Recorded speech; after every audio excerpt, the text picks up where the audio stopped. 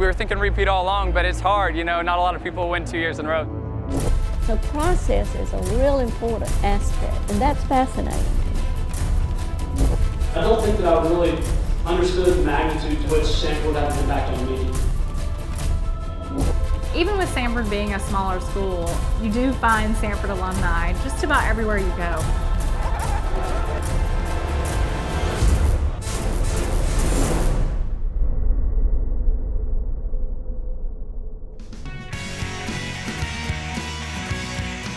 The spirit of step sing each year sweeps across campus during the first half of February, and thousands gather in the Wright Center Concert Hall for what has become one of Samford University's most cherished traditions. And welcome in everybody to another edition of the Samford Chronicle. I'm Brad Radisi, your host, and let's start with Step Sing. It's a student-run production right here on campus. 13 groups entering this year, more than 900 student participants. In fact, back in the day, my days here on campus, I was in Step Sing twice with Men at Work, For God and Country. A lot of fun, the practices are grueling, but when you get on stage, it all comes together and you're on pins and needles as you wait to hear your name called as potentially being a winner. Well, for Dudes Aplenty, they've heard their name twice. They're back-to-back sweepstakes champions. Well, last year was unbelievable. I mean, we had a ton of momentum, and they were just the same last year. PodCap had an amazing show. And so we were thinking repeat all along, but it's hard, you know, not a lot of people win 2 years in a row. So we were really fortunate, but we just decided we wanted to have as much fun as we could. And this year marked the 60th anniversary production of Step Sing, and one of the most emotional moments in recent Step Sing history came on Thursday night.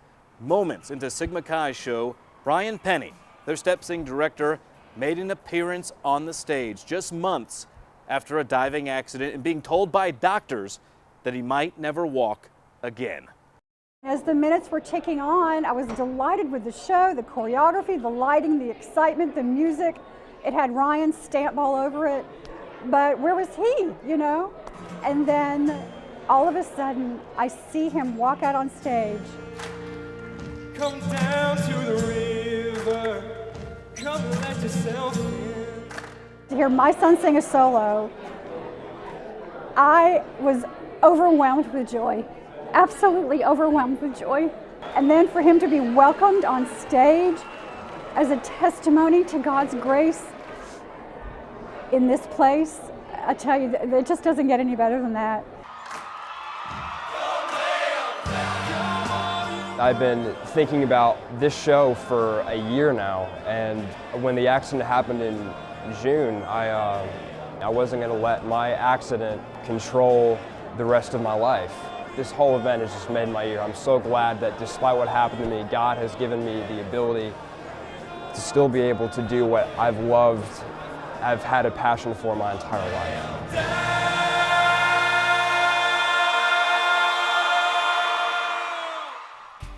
Now, Step Sing isn't the only thing happening on campus. The School of the Arts has been busy with theater and musical productions, as well as visual exhibitions and workshops.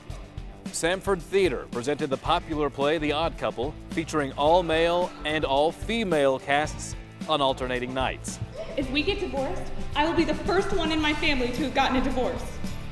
I thought you told me your mother and father were divorced. Yeah, since then. My sister's still married, separated, but still married. How about some espresso? Pianist Anne-Marie McDermott was on campus as part of the Davis Architects Guest Artist Series. She also led a master class and assisted with the annual Morris Piano Competition. To read everything about her, to know all of that, and then to perform for her and to listen to her give comments, to hear her perform, it was just an incredible experience because you know that you're in the presence of somebody that's truly great and that's truly mastered the craft that you yourself are working towards. The Art Gallery hosted an exhibit by Samford alumna Marianne Sampson featuring her nationally recognized printmaking and bookmaking work. So process is a real important aspect. There's no quick way to the end, and that's fascinating to me. I learn something every time. In addition to the exhibit, Sampson also did a bookmaking workshop for Samford art students. It's always great to broaden your artistic talents with graphic design because you can use every single technique within graphic design For 3 years I've had an interest in making books ever since I took a typography class.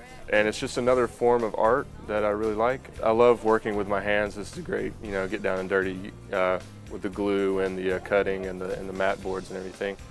Leading the headlines on campus, the university has reported a record enrollment for the spring semester. Exactly 4,600 students, which follows the record fall semester enrollment. Chemistry and pharmacy faculty member Andy Lampkins has been named as the inaugural John R. Sampe Jr. Professorship in Chemistry. The Sampe Endowment was established many years ago by Samford alumnus Hugh Linder in memory of his chemistry professor. Samford's women's basketball team hosted their annual Think Pink promotion for their final home game in mid-February. The event is part of an annual national emphasis supporting the Kay Yow Cancer Fund. And Samford sports teams weren't the only ones competing in recent weeks. Students in the law school, journalism department, and exercise science and sports medicine program have all won regional competitions.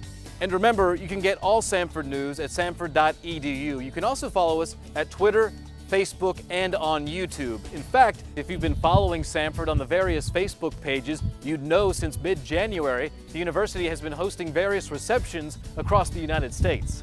The events bring together alumni, parents, and prospective students to meet with university officials and hear updates about the university. This was my mindset going in. I was like, you know, I'm going to have the opportunity to make a big impact on Samford's campus from the day I step on campus. But I don't think that I really understood the magnitude to which Samford would have an impact on me. And lastly, our alumni story feature. It's on Christy DeArmond Michael. Last fall, she visited one of these Samford events in Los Angeles, and after marrying in 2007, she and her husband enjoyed their honeymoon so much, they started an internet-based RV camping show called The Long, Long Honeymoon. We got married in Key West, Florida, and we had recently purchased an Airstream travel trailer. So we took our Airstream with us when we got married in Key West and spent a week there. Drove back through Birmingham, unloaded it, repacked it for a extended trip. We called it The Long, Long Honeymoon. Originally, we were doing home travel, vacation, honeymoon videos on steroids, and some people in the RV industry saw our work and really liked them and asked us if we'd like to keep on going. I started out at a large state school and just sort of decided that I needed a smaller classroom experience. So I transferred to Samford and just really enjoyed it and loved it. I met so many wonderful people. Even with Samford being a smaller school, you do find Samford alumni just about everywhere you go. In fact, this past summer, we were in Los Angeles for a while and I got an email from Samford alumni. They said that they were going to be having an alumni event in the Los Angeles area. Sure enough, we showed up and I was pretty impressed that, you know, Samford had that reach. It really just goes to show that Samford is everywhere. And whether your vehicle is an RV or a Dr. Barnett lecture, the word of Samford continues to grow. It's getting bigger. Remember, you can keep up with all the latest news at samford.edu. I'm Brad Radice. You've been watching the Samford Chronicle. I'll see you next time.